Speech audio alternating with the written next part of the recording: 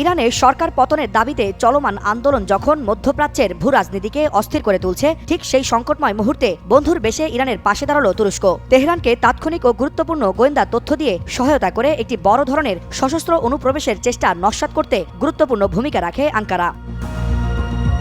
তুরস্ক ও ইরানের মধ্যে কৌশলগত সন্ত্রাস বিরোধী সহযোগিতার অংশ হিসেবে তুরস্কের জাতীয় গোয়েন্দা সংস্থা MIT ইরাক ইরান সীমান্তে PJAK-এর একটি বড় সশস্ত্র দলের গতিবিধি শনাক্ত করে।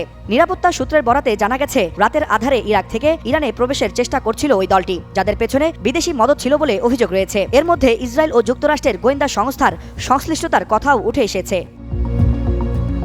MIT তাদের মাঠ পর্যায়ের গোয়েন্দা নেটওয়ার্ক ও প্রযুক্তিগত সক্ষমতা ব্যবহার করে অনুপ্রবেশকারীদের রুট ও অবস্থান নির্ধারণ করে জরুরি সতর্কতা হিসেবে তাৎক্ষণিকভাবে ইরানের নিরাপত্তা বাহিনীর কাছে তথ্য পাঠায়। সেই তথ্যের ভিত্তিতে ইরানের ইসলামিক রেভলিউশনারি গার্ড কর্পস বা IRGC ইলম ও কেরমানশাহ প্রদেশের গ্রামীণ এলাকায় দ্রুত অভিযান চালায়। পালিয়ে যাওয়ার সময় সব পথ বন্ধ করে দিয়ে স্বল্প সময়ের মধ্যেই সশস্ত্র দলটিকে ঘিরে ফেলা হয়। অভিযানে PJAK-এর অসংখ্য সদস্য নিহত হওয়ার কথা জানিয়েছে ইরানি কর্তৃপক্ষ।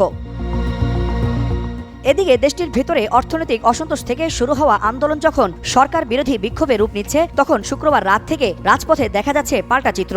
যুক্তরাষ্ট্রের সমর্থনপুষ্ট বিক্ষোভের বিরুদ্ধে এবং ইসলামিক রিপাবলিক ও সর্বোচ্চ ধর্মীয় নেতা আয়াতুল্লাহ আলী খামেনির সমর্থনে লাখ লাখ সাধারণ মানুষ রাস্তায় নেমেছেন। রাজধানী তেহরান সহ বিভিন্ন বড় শহরে জ্বালাময়ী স্লোগানে মুখর হয়ে উঠেছে রাজপথ।